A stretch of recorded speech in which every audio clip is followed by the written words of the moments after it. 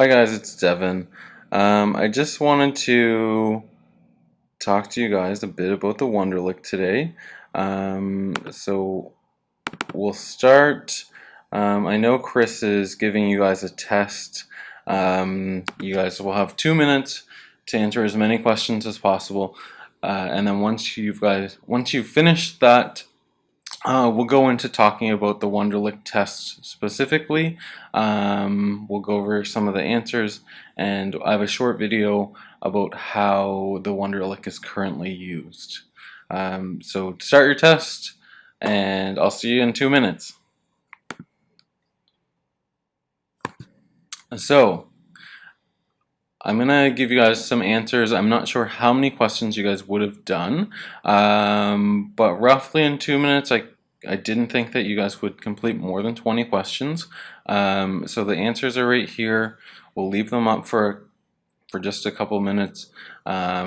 Correct your tests and tally how many answers or how many questions you've correctly answered, and we'll talk about what scores on the Wonderlic mean shortly.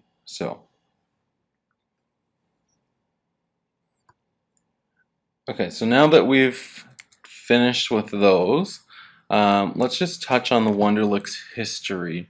The Wonderlic was created in 1936, and it was first used as a short form of cognitive abilities testing. Some people call it the quick IQ test, and we'll go into the specifics of the test, but currently it's used by the U.S. Armed Forces and the NFL, and it's been used by the NFL since 1970. When it was first introduced by Tom Landry it was first introduced to the NFL by Tom Landry.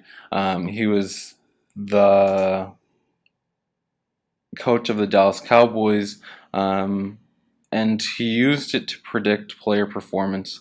And even in today's NFL combined, the Wonderlic is still used. As you'll see in the video, it's not the only thing that's used, but it does have some impact on draft picks. So let's just take a look at the video.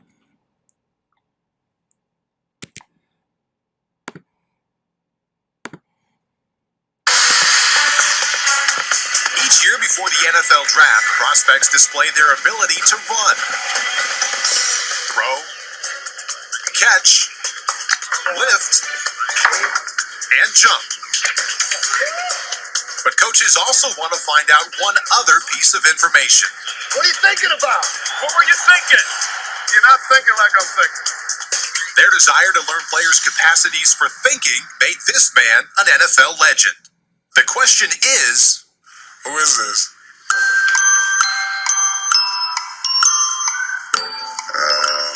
Howard Hughes. Peyton Manning. This is a new commissioner. I have no clue.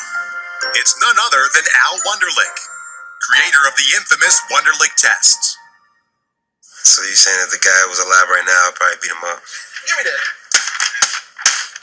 Jack him up. Why? Why, Mr. Wonderlic? He created a way for employers to evaluate prospective job applicants using a test to assess people and measure their general intelligence. Charlie Wonderlic now runs the testing company, located in Libertyville, Illinois. He sits behind the same desk his grandfather did 7 decades ago. He and my grandmother began publishing the test in their basement. Demand grew such that by around 1960, they had actually opened up an office, and about 5 million people a year were being assessed with this test. The Wonderlic company annually produces the current version of Charlie's grandfather's exam in 14 languages for 7,000 businesses and 2.5 million people worldwide. That includes roughly 300 players at the NFL Combine. Before showing his smarts on the field, almost every NFL player did it on the Wonderlic, but not everyone remembers the test's parameters accurately.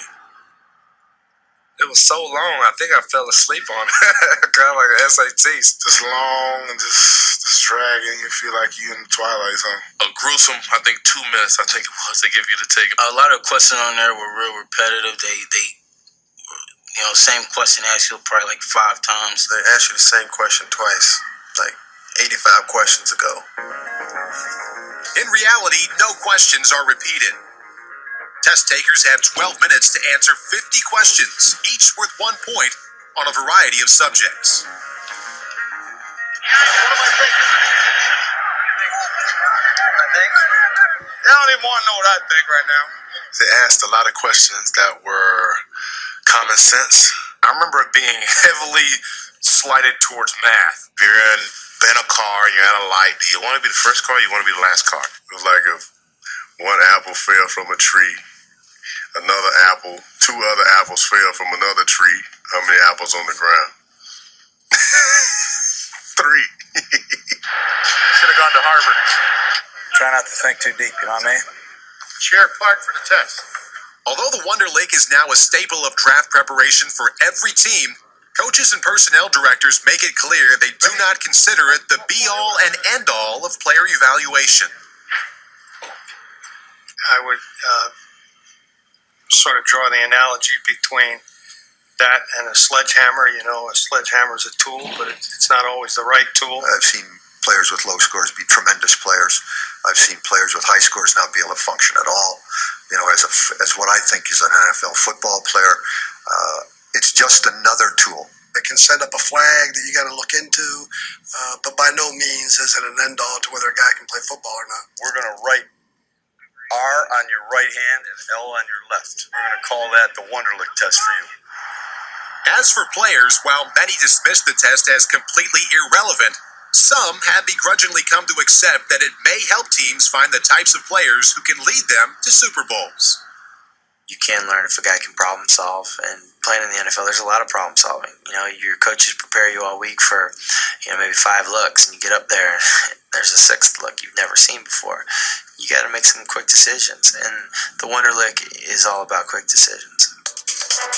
Former Bengals punter and wide receiver Pat McInally made all the right decisions. The Harvard grad scored the only confirmed perfect 50 in league history, and it may actually have cost him. I've heard that Pat's draft pick actually was dropped lower than it would have been had he not scored so well. Something close to 3 rounds he was dropped. And I think that reflects on not knowing what to do with a person that is so bright. Speaking of bright, wide receiver Kevin Curtis, a Utah State alum, is believed to hold the highest score of any current player, a 48. In 2005, quarterback Ryan Fitzpatrick from Harvard, who reportedly scored a 39, hit Curtis with a touchdown pass in overtime. Touchdown, game over. 56-yard touchdown. That Rams TD may have been the highest Wonderlic score connection in league history. It's a league history that was forever changed by the contributions of Al Wonderlic, which leads to one conclusion. He's the most hated guy, I'm sure, trying to get in the NFL for a lot of guys. Make that 2 conclusions. I consider Al Wonderlic an absolute NFL legend. Okay, so that's just a short little video on the Wonderlic in the NFL. As you can see, it's used in conjunction with a lot of other things, and they don't take the score just of the Wonderlic by itself.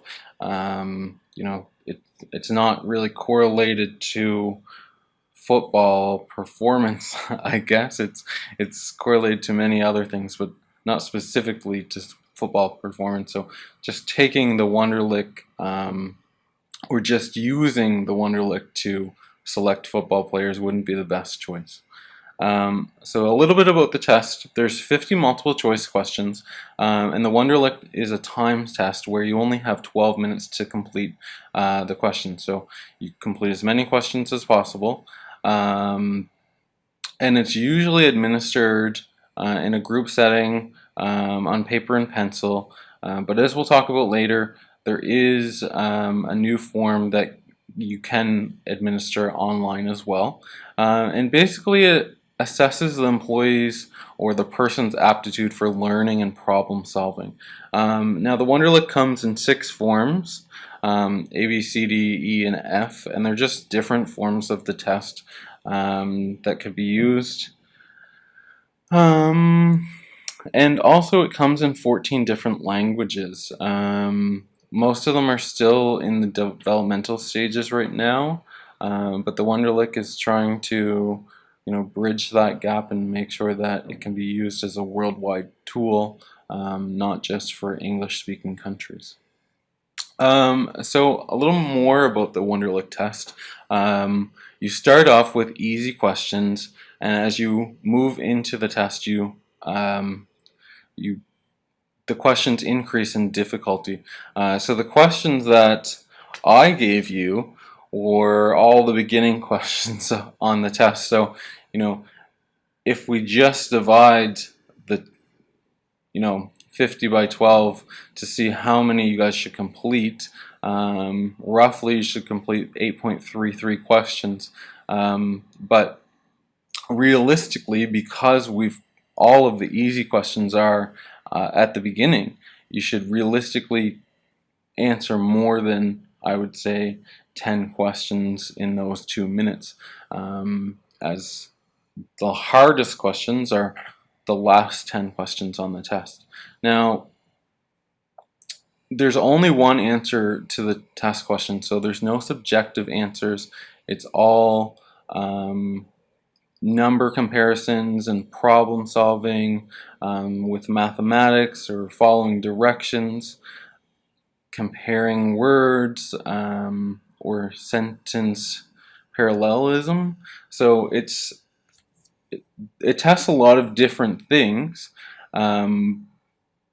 but they have questions that assess each type of those questions at different levels. So easier, more harder, or moderate, and then really hard questions for each one.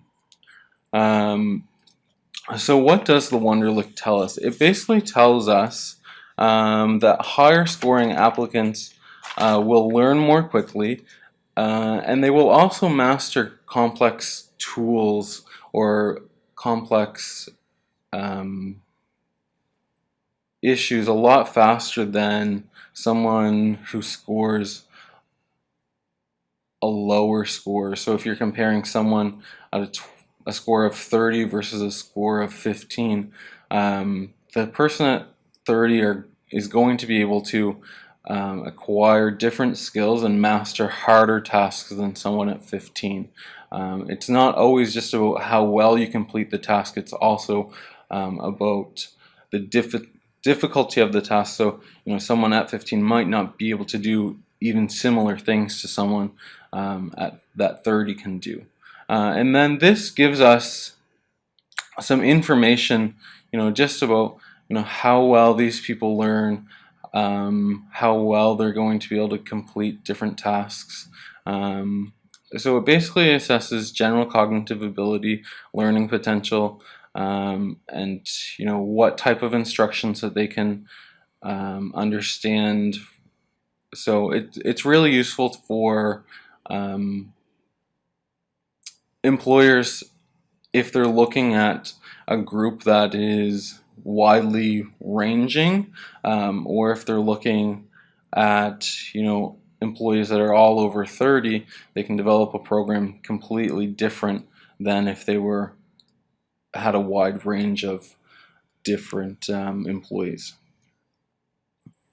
So the Wonderlic was based on the Otis self-administering test of mental ability, and the developers of the test indicate that there is a relation between the Wonderlic and what scores you would get on a traditional IQ test, and that relationship is where 20 on the Wonderlic actually relates to 100 on an actual IQ test. So it's important to know that test scores they kind of work in sliding bands, where someone who scores a 29 and someone who scores a 32 are not actually significantly different. People who score within 3 points of each other, the test developer indicates that they're not different at all, and that you should use the Wonderlic scores in conjunction with another test to adequately measure and assess these applicants, because they're not really different. And it's also important to note that, just because someone has a higher score doesn't mean that they're going to perform significantly better. It also goes back to motivation, and the developers have told us that just because someone scores higher doesn't mean that they're going to complete the task better. In fact, there's things such as motivation that needs to be accounted for. So if someone has a score of 30 and you're comparing them with someone with a score of 38, the motivation of someone with that score of 30 to outperform someone else might impact the fact that they will actually outperform the person with a 36 or a 38, or the motivation of that person with a 38 might be significantly less than that person with a 30, so they just end up getting outperformed. So just important things to note about this. So when we're looking at the scores, just remember that within three values, it's not significantly different. So if an employer was to use this test, they need to know that they need to use sliding bands, and it's not cut scores where, you could use a cut score where you only consider applicants above 30, but then you need to make sure that you're aware that only applicants, the one that scores 30 versus 33 are not different at all, and just to use another measurement to actually assess them on. Developers also indicate that scoring a 10 on the test indicates that you are literate. So always a good thing to score at least 10 on the test. So let's just talk about what the scores actually mean on this test. And here, there's basically 6 different categories where it ranges basically from 12 or lesser, or 28 and over. So again, keep in mind of that sliding band where scores that are within 3 are not significantly different. So for those who are scoring over 28, it's 17% of the population, and they have an IQ of about 120, and developers indicate that these people are college graduates. So they graduated college. It doesn't say if they're undergrad versus graduate students, but I would suggest that these are probably at least all undergrad, people who have graduated undergrad degrees, and it indicates that these people are typically upper management people. So you're looking at those people who are decision makers.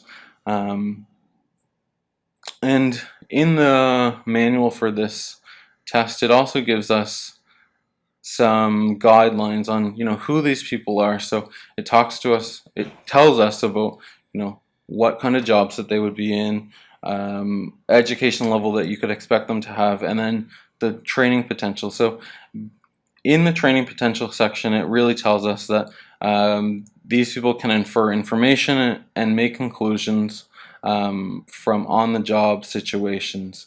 So these are the people that make in the moment decisions to better the company, stuff like that. 26 to 30, again, it's not significant. I know that it looks weird that the developer has laid these out as 26 to 30 and over 28 is the highest one.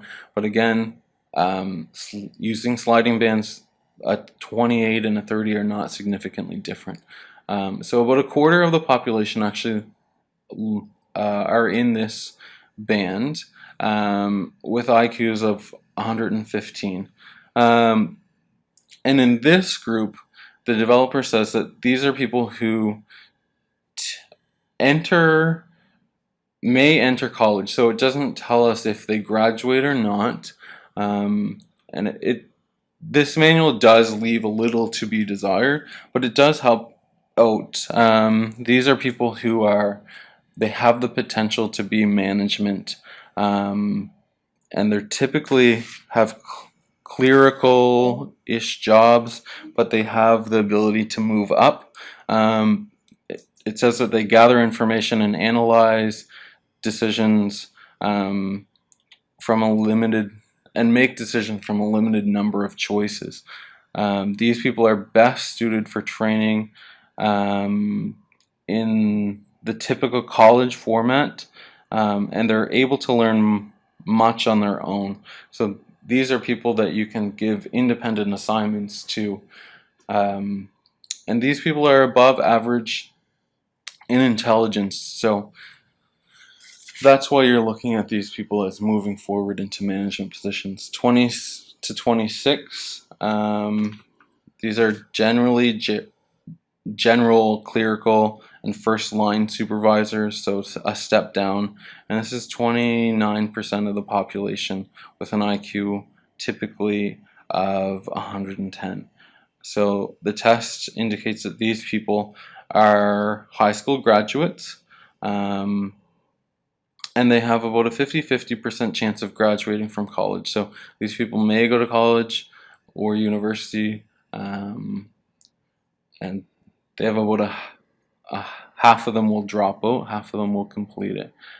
These people are able to learn routines quickly, train with combination of written materials and actual on-the-job experience. So let's take a look at some of the lower performers on here and what categorizes them. So let's look at 10 to 17. This is about 20% of the population. They don't list an IQ that would typically be associated with this group, but they do tell us that these people are people who typically finish grade 9 or are at a grade 9 learning level. So these people it says that these people need to be explicitly taught most of what they learn. And a successful approach to this is using apprenticeship programs. And that typically these people learn by hands-on activities opposed to independent learning activities where you give someone an article or a book to go read and come back and tell us about what you learned. These people are more hands-on, show me what I need to know, and then they get it from there. Those performers in the lowest group, 12 or less, they typically are people who are in jobs that use very simple tools, such as furniture repair people, electrical assistants, or perform simple carpentry. So it's only about 13% of the population, and they indicate that these people typically have a range below average in the 75 to 80. And these people, if you're developing a training program, you want to keep in mind that they are unlikely to benefit from formalized training setting. They are most successful if using simple tools and they're under constant supervision, so that they can ask questions and be supported in their learning. So this is basically just a whole list of people or different trades and professions that the Wonderlic has calculated median scores for. So as you can see, janitors down at the bottom at 14, firefighters 21, a teacher's 28, and a system analyst is 32. So there are professions that don't appear on here, but if you look at this list, it's really you can really see the link between education and scores on the Wonderlic. So a janitor not going to college or university scoring the lowest versus, you know, an engineer or chemist who are doing at least a 4-year bachelor degree and possibly a master's degree after that are scoring nearly 30. So you can really see the difference between, you know, the positions in our society. One of the ones that I found interesting was a nurse at 23, and I'm not sure how they've calculated this nurse profession. I don't know if they've calculated this all with LPNs and RNs and CCWs or not, but I would expect that if you just looked at RNs in Canada, that number would increase because they are going through a 4-year diploma or a degree program, and possibly, you know, in the next 15 years, that number would go up because we would see the drop off of RNs who came out of the 2-year diploma programs at community colleges. So I would suggest that number will probably increase at some point in time. And the Wonderlic, at each decade they do a study where they actually calculate the median scores by profession. So they update it each year. It started in 1950, and each decade since, they've worked to update this to keep it current with trends. So another critical aspect of the Wonderlic is the age adjustment. So basically, the older you are, you get more points added to your raw score. And the Wonderlic has been doing this since its creation in 1937 because they believe that adding points to your raw score is based on your, or it's fair to add scores to your raw. It's fair to add points to your raw score based on your age because they're adjusting for the cognitive processing speed. Where, you know, people in 15 to 29 are still young at their prime, so we don't need to add scores to their raw score, versus the processing time when you're 60 is significantly slower. Your brain takes longer to, you know, possibly read, possibly comprehend, and then think about what the correct response would be to a specific question. So it's always important to know this, and they've done studies that have shown that cognitive processing speed is slower for older adults, and that's why they continuously keep this age adjustment in the Wonderlic. So now, reliability of the Wonderlic. Quite good, actually. Test-retest ranges from 0.82 to 0.94. Split half using odd and even numbers, 0.88 to 0.94. And alternate forms from 0.73 to 0.95. So you can see that the reliability, it does continuously measure the same thing, whether you test it one time and again, or whether you're looking at different halves. It is doing its job of measuring the same thing each time. So validity in ability kind of testing, the most important really is predictive validity. We want to know, is this test going to tell us anything about the applicant and how well they are going to perform? The developers of the test indicate that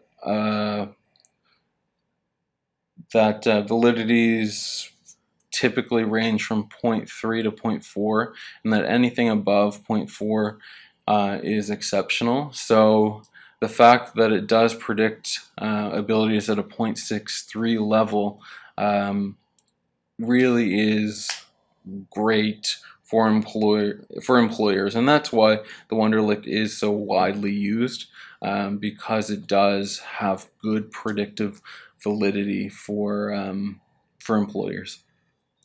Other predictive validities, college students or college grades at 0.33.